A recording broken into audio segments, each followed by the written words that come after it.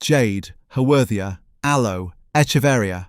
4 plants, same shelf, same pot, same care label that says absolutely nothing useful. You've been treating them the same way, that's why they keep dying. Here's what nobody tells you at the garden centre. These 4 plants don't want the same things. Not even close. Each one has a completely different way of killing itself when you care for it wrong. And most of those mistakes are invisible until the damage is already done. By the end of this video, you'll know exactly what your plant needs, why it's been struggling, and what to do today to fix it.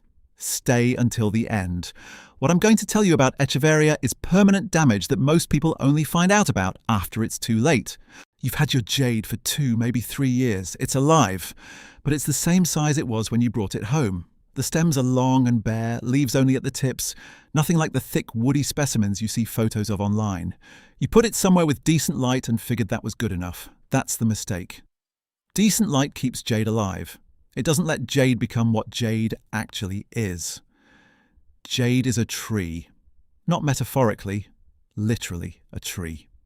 In the right conditions, it builds a thick trunk, dense branching, and leaves that develop deep red edges from sun exposure. That transformation has one requirement: a minimum of 4 hours of direct sunlight every single day. Not bright, indirect, the sun itself hitting the leaves. Without it, the plant runs on minimal energy, stays small, and never develops. It's surviving, not growing. Move it to your sunniest window today. South or west facing, direct sun. Within a few weeks you'll see thicker leaves, deeper colour, more compact new growth. It's not subtle, you'll notice. And while you're at it, pinch the growing tip off any stem with your fingers. Jade grows from the tip of each stem. Let it keep extending and you get one long, bare stem. Pinch it and the plant sends out 2 new stems from that point. Do this regularly and you build a dense tree-like structure instead of a sparse one. Takes 2 seconds, changes everything about how the plant looks over a season. You bought a succulent for your desk, or a shelf in a room without much natural light. It looked fine for a few weeks. Then it started stretching toward the window. Then the colour went pale. Then it slowly fell apart.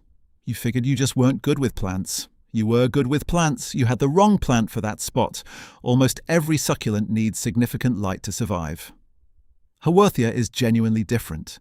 It evolved in southern Africa, growing in the shade of rocks and larger shrubs, buried almost entirely underground with only the leaf tips exposed at surface level. Those tips are translucent. They filter light down into the body of the plant below the soil. It is built for low light in a way that no other common succulent is. Too much direct sun actually damages it. If yours is turning reddish or orange, that's not a colour variation. That's stress. Move it back from the glass. For a desk, an interior room, anywhere away from a window, this is the correct succulent. Bright indirect or moderate indirect light. Water every 3 to 4 weeks in summer, once a month or less in winter. Completely dry between waterings, same as every succulent. Just less often because lower light means slower drying. If you've been buying succulents for low light spaces and watching them die, you've been buying the wrong plant every time. Now you know which one to buy. Your aloe looked fine. You watered it every week or 2 whenever the surface of the soil looked dry.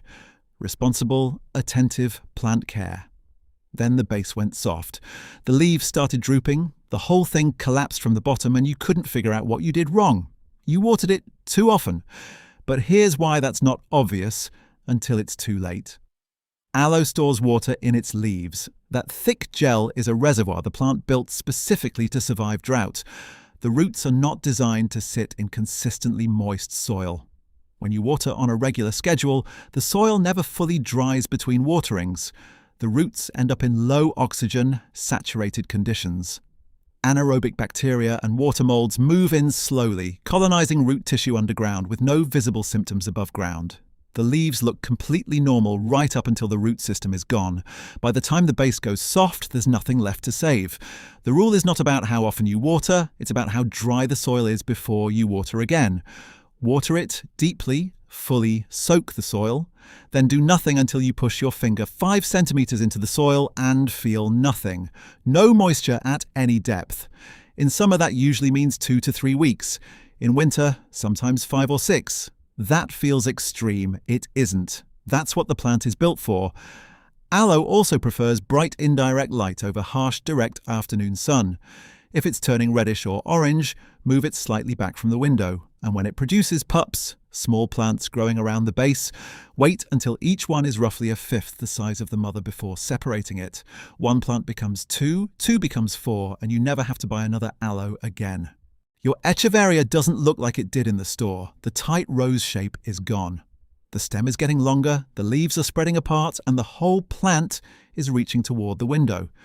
You've seen this described as leggy and assumed it just needed more light. It does need more light, but the damage that's already happened won't reverse. This is called etiolation, the plant physically elongating toward any light source it can detect. Echeveria needs a minimum of 6 hours of bright direct light every day. In lower light it stretches, and once it stretches, that's permanent. The plant will never compact back down. You can propagate from the leaves and start over, but the original shape is gone. South or east-facing windowsill, real sun on the leaves every day. That's the only location that works long-term. The second thing that kills Echeveria is where the water lands. The leaves form a tight rosette. If you water from above, water collects in the center of that rosette and sits there against the growing tip. Crown rot develops within days. The plant softens and collapses from the inside out, and by the time you see it, it's already too late to fix. Water from the bottom only. Set the pot in a shallow tray, let the soil absorb for 20 minutes, then take it out and let it drain. Never pour water into the rosette. And before you water at all, the soil needs to be completely dry all the way through, not just on the surface. In summer, every 10 to 14 days. In winter, once a month. Soil matters here more than with the others. Standard potting mix holds too much moisture. Cactus mix or regular potting soil cut 50% with perlite. Always a pot with a drainage hole. Jade, Haworthia, Aloe, Echeveria. 4 plants, 4 completely different ways to lose them. Jade needs real direct sun and occasional pinching. Give it those 2 things and it turns into something you'll own for the rest of your life. Haworthia is the one succulent that actually works in low light. Stop buying sun-loving succulents for dark spaces and buy this one instead. Aloe dies from regular watering. Soak it, then leave it completely alone until it's bone dry at depth. That's the whole job. Echeveria needs direct sun every day and water that never touches the center of the plant. Non-negotiable on both. The care label on all 4 says the same thing. The plants couldn't be more different. Now you know which is which. Which one do you have? Drop it in the comments. I read everyone. If this helped, our like takes 2 seconds, and it helps this reach people who need it. Subscribe for more. See you in the next one.